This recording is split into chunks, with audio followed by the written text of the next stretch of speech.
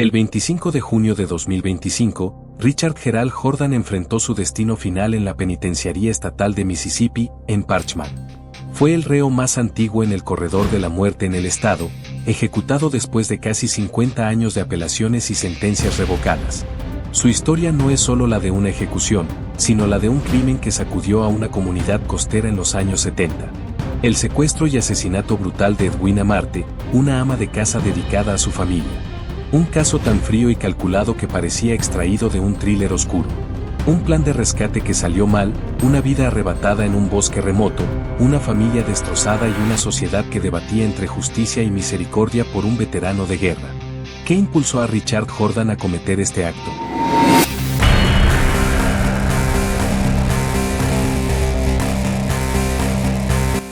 Un caso que nos recuerda que la fama puede ser un regalo, pero también una carga. Que incluso las leyendas pueden caer, y que el poder sin límites siempre encuentra su punto de quiebre. Si te gustó este documental, dale like al video, porque tu apoyo nos ayuda a seguir creando más contenido como este. Suscríbete al canal para no perderte los próximos casos que marcan la historia de la música, la justicia y el poder. Y si quieres que más personas conozcan esta historia, compártelo con tus amigos y deja tu opinión en los comentarios. Tu voz también forma parte de este análisis. ¿Qué sombras de su pasado en Vietnam moldearon su camino? ¿Cuál fue su última comida en este mundo? ¿Y qué palabras eligió para sus instantes finales? Hoy desentrañaremos cada detalle, desde el crimen hasta el veredicto definitivo. Para comprender cómo una trama tan enredada culminó en la sala de ejecución, prepárate para sumergirte en una de las narraciones más complejas de la historia criminal reciente. Porque esto apenas comienza. La tarde era sofocante en Parchman, Mississippi. El reloj avanzaba inexorablemente hacia las 6 de la tarde, cuando el sol aún quemaba el horizonte. Afuera de la prisión, un grupo de activistas y periodistas se reunía bajo el calor opresivo, algunos exigiendo el fin de la pena capital, otros recordando a la víctima con pancartas silenciosas. El aire estaba cargado de una tensión palpable, como si el tiempo mismo se detuviera. Adentro, detrás de muros gruesos y rejas inquebrantables, Richard Gerald Jordan esperaba. Era el preso más veterano en el corredor federal de la muerte, y esa sería su última tarde con vida. La historia de Richard no se entiende sin retroceder al crimen que lo condenó. Pero antes de llegar allí, detengámonos en la escena que marcó el cierre de su capítulo, la preparación para la ejecución. Los pasillos de la prisión parecían más sombríos que nunca. Cada guardia caminaba con pasos deliberados, consciente de que participaban en un evento que cerraba décadas de litigios. No era un reo cualquiera. Era el hombre que había evadido la muerte 4 veces antes, gracias a apelaciones que cuestionaban la constitucionalidad de su sentencia. El nombre de Richard Jordan ya figuraba en los anales judiciales desde hacía medio siglo.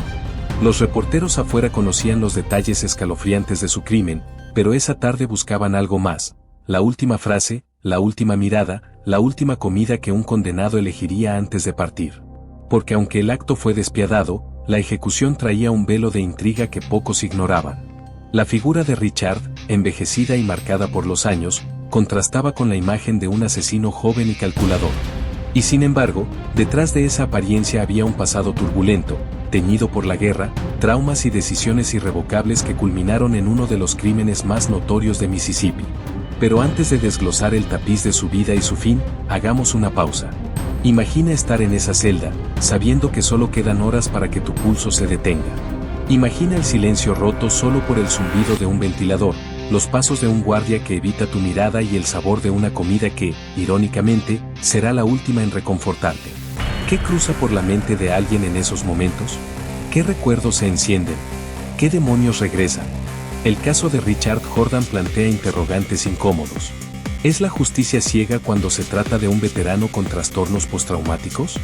¿Puede un trauma de guerra explicar, aunque no justificar, un crimen tan atroz? Y sobre todo, ¿qué siente una persona cuando sabe que no habrá amanecer? La historia arranca muchos años antes. En un pequeño pueblo de Nueva York, Richard nació en 1946 en una familia modesta, donde la disciplina era estricta pero la violencia no era ajena. Sirvió en Vietnam, expuesto a horrores que fragmentaron su mente, dejando cicatrices invisibles que lo perseguirían. Aquella experiencia no solo lo cambió, sino que encendió un fuego interno que terminaría en tragedia. Con el tiempo, Richard intentó una vida normal, se casó, trabajó en empleos comunes, trató de integrarse en una sociedad que rara vez mira las heridas profundas. Pero las grietas internas latían, listas para romperse. Y lo hicieron en enero de 1976. Fue entonces cuando su nombre pasó de ser el de un hombre ordinario a encabezar titulares nacionales. El crimen contra Edwina Marte, una mujer de 34 años, fue tan calculado que la nación se horrorizó. Edwina fue secuestrada de su hogar en Gulfport, Mississippi, atraída por promesas falsas de seguridad.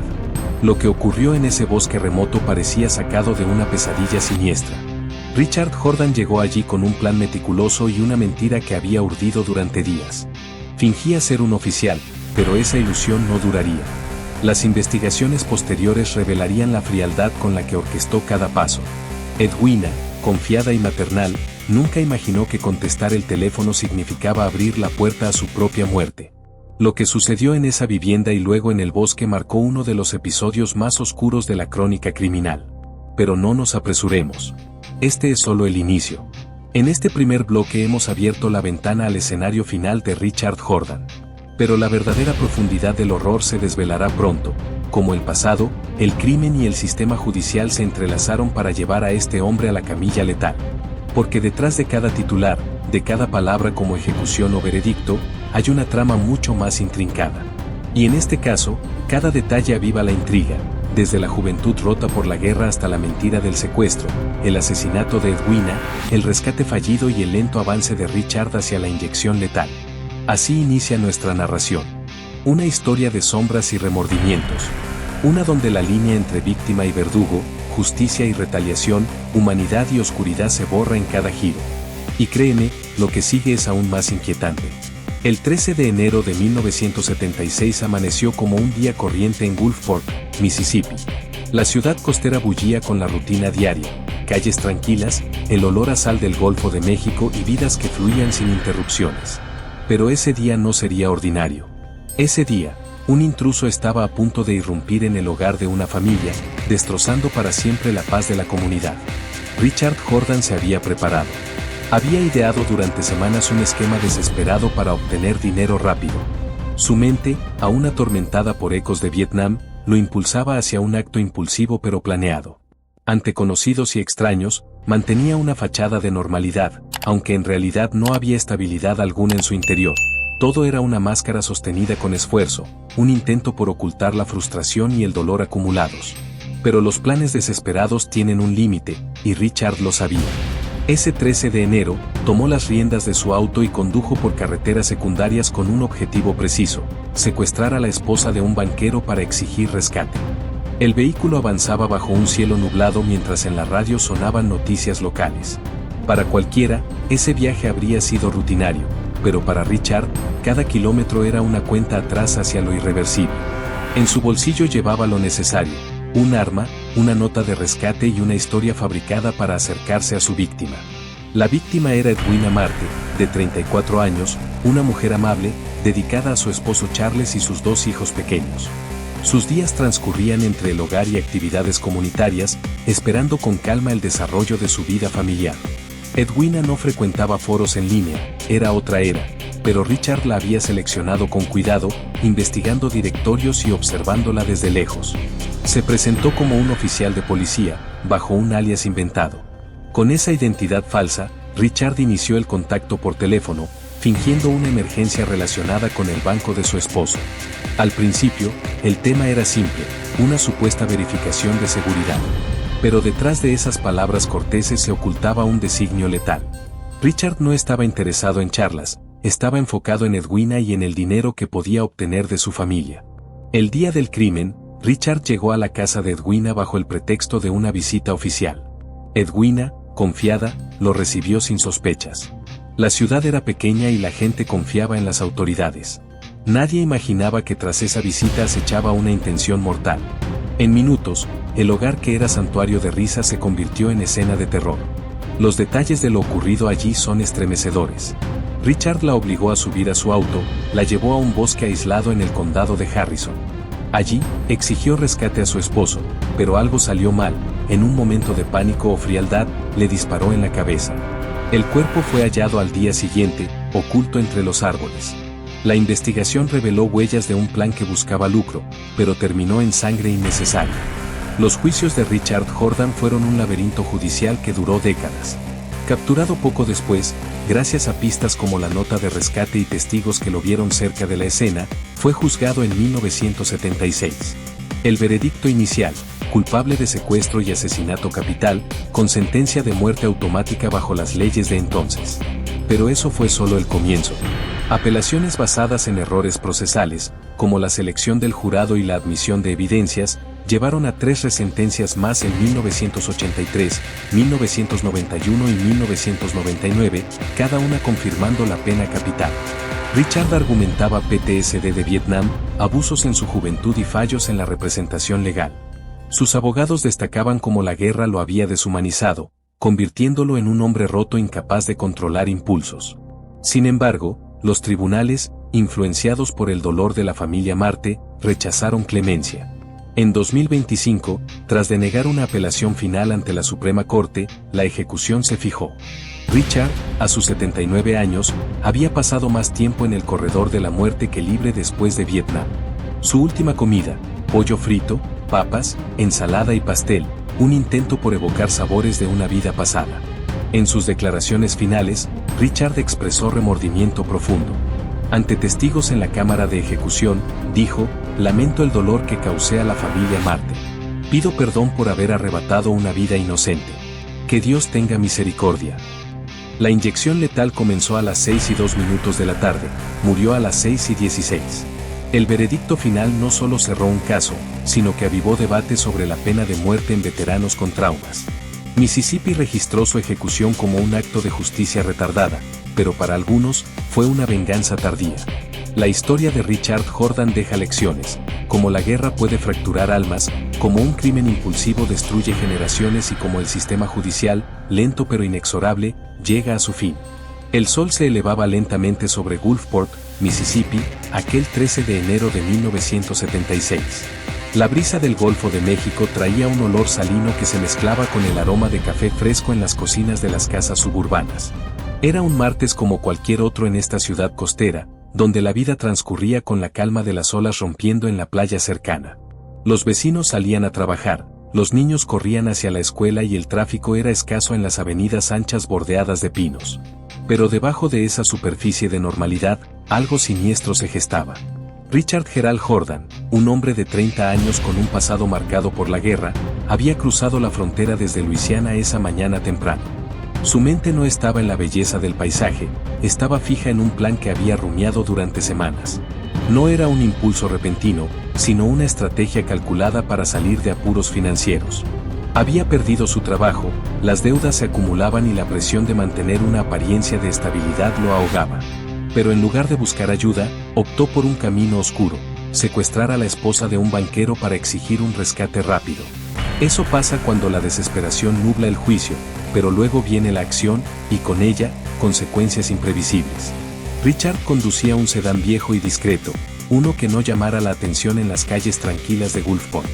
El motor ronroneaba suavemente mientras avanzaba por la autopista interestatal 10, dejando atrás los pantanos de Luisiana. En el asiento del pasajero, llevaba una bolsa con lo esencial, una pistola calibre 38 que había adquirido en el mercado negro, una cuerda gruesa para atar si era necesario, un mapa arrugado de la zona y una nota de rescate ya escrita en papel común. La nota decía algo simple pero amenazante: "Tenemos a su esposa. Prepare $20,000 en billetes no marcados. Instrucciones seguirán. No llame a la policía o morirá".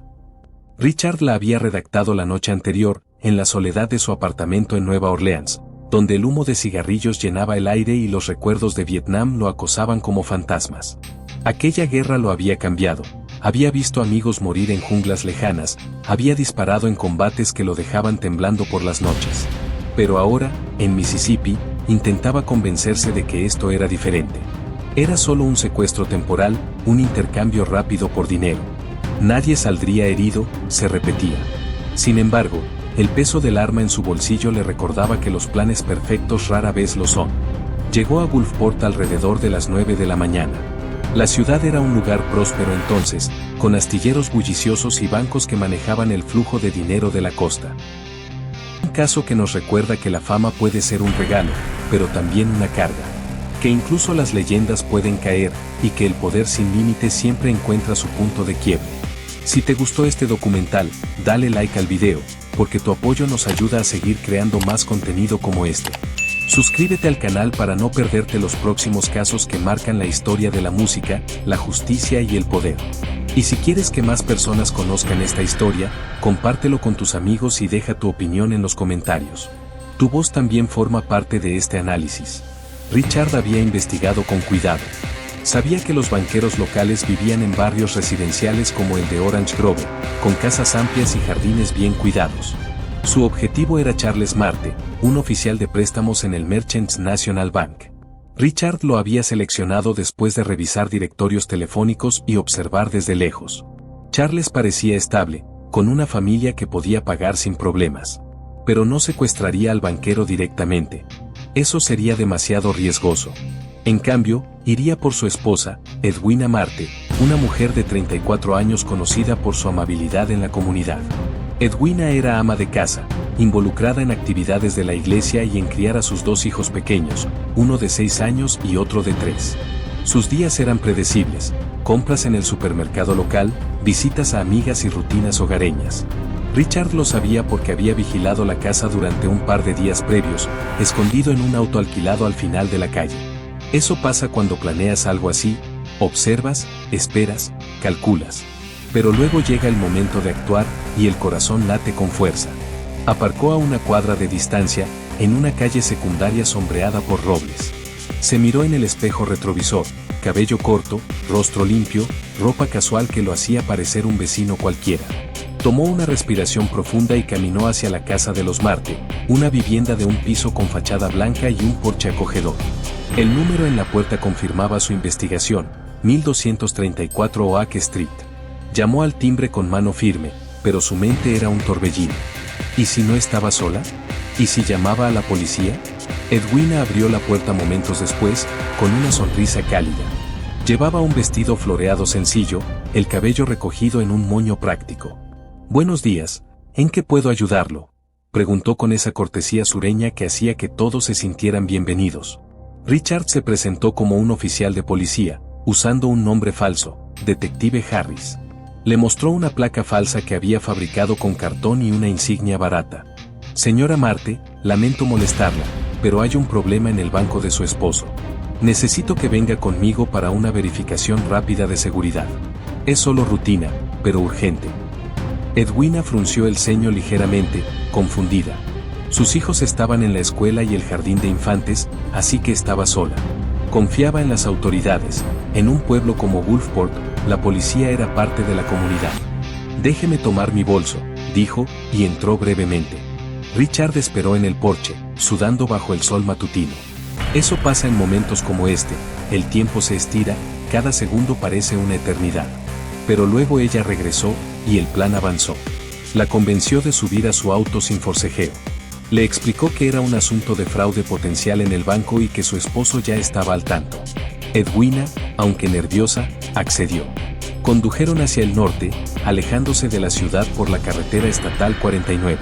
El paisaje cambiaba, de suburbios a áreas rurales, con campos abiertos y bosquecillos densos. Richard mantenía la conversación ligera, hablando del clima y de la vida en la costa, para no alarmarla. Pero Edwina empezó a inquietarse cuando pasaron los límites de la ciudad. «¿A dónde vamos exactamente?», preguntó, su voz temblando un poco. Richard la miró de reojo. «Solo a un lugar seguro para hacer la llamada. No se preocupe». Pero en su mente, el plan se desplegaba. La llevaría a un bosque aislado en el condado de Harrison, la ataría a un árbol y llamaría a Charles desde un teléfono público para exigir el rescate. $20,000 parecían suficientes para empezar de nuevo. El auto avanzaba a 80 km por hora, el viento silbando por las ventanillas entreabiertas. Edwina intentaba mantener la calma, pensando en sus hijos y en cómo explicaría esto más tarde. Eso pasa cuando la confianza se rompe, dudas surgen, pero a veces es demasiado tarde para retroceder. Llegaron al bosque alrededor de las 10:30. Era un área remota, con senderos de tierra y árboles altos que bloqueaban el sol. Richard detuvo el auto en un claro oculto, lejos de la carretera principal. Sacó el arma entonces, apuntándola con mano temblorosa. «No grite, no corra. Solo coopere y todo saldrá bien. Edwina palideció, sus ojos llenos de terror. Por favor, no me haga daño. Tengo familia.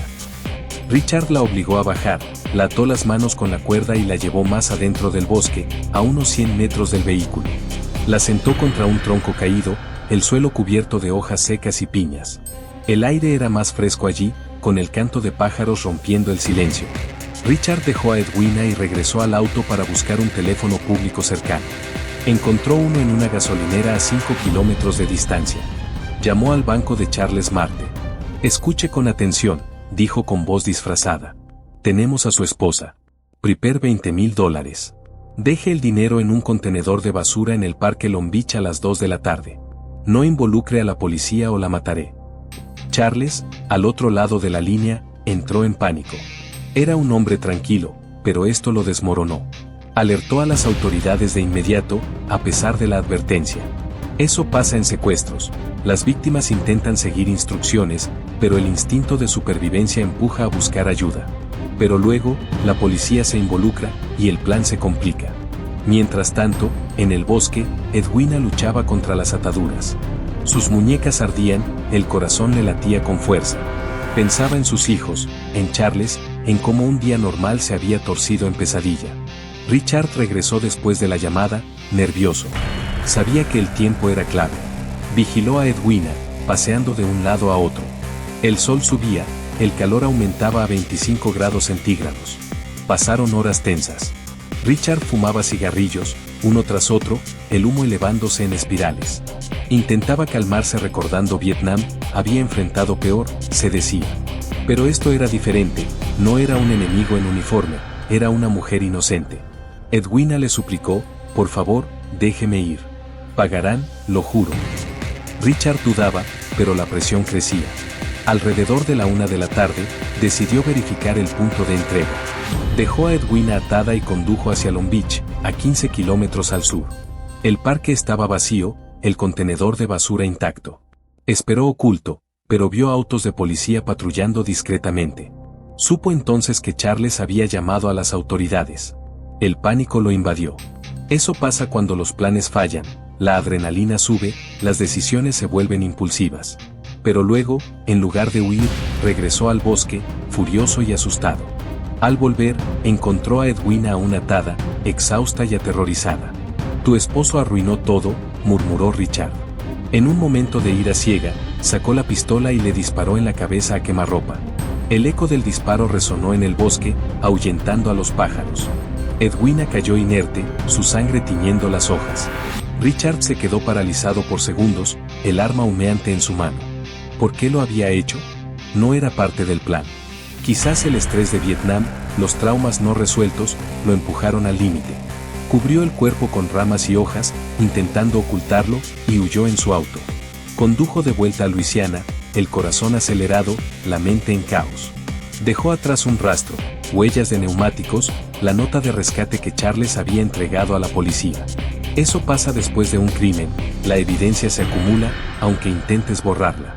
Pero luego viene la investigación, y la red se cierra. Pero la verdadera profundidad del horror se desvelará pronto. Como el pasado, el crimen y el sistema judicial se entrelazaron para llevar a este hombre a la camilla letal. Porque detrás de cada titular, de cada palabra como ejecución o veredicto, hay una trama mucho más intrincada. Y en este caso, cada detalle aviva la intriga, desde la juventud rota por la guerra hasta la mentira del secuestro, el asesinato de Edwina, el rescate fallido y el lento avance de Richard hacia la inyección letal. Así inicia nuestra narración. Una historia de sombras y remordimientos. Una donde la línea entre víctima y verdugo, justicia y retaliación, humanidad y oscuridad se borra en cada giro. Y créeme, lo que sigue es aún más inquietante. El 13 de enero de 1976 amaneció como un día corriente en Gulfport, Mississippi. La ciudad costera bullía con la rutina diaria, calles tranquilas, el olor a sal del Golfo de México y vidas que fluían sin interrupciones. Pero ese día no sería ordinario. Ese día, un intruso estaba a punto de irrumpir en el hogar de una familia, destrozando para siempre la paz de la comunidad. Richard Jordan se había preparado. Había ideado durante semanas un esquema desesperado para obtener dinero rápido. Su mente, aún atormentada por ecos de Vietnam, lo impulsaba hacia un acto impulsivo pero planeado. Ante conocidos y extraños, mantenía una fachada de normalidad, y así concluye esta historia que ha mantenido al mundo entero en vilo. Un caso que nos recuerda que la fama puede ser un regalo, pero también una carga. Que incluso las leyendas pueden caer, y que el poder sin límites siempre encuentra su punto de quiebre. Si te gustó este documental, dale like al video, porque tu apoyo nos ayuda a seguir creando más contenido como este. Suscríbete al canal para no perderte los próximos casos que marcan la historia de la música, la justicia y el poder. Y si quieres que más personas conozcan esta historia, compártelo con tus amigos y deja tu opinión en los comentarios. Tu voz también forma parte de este análisis.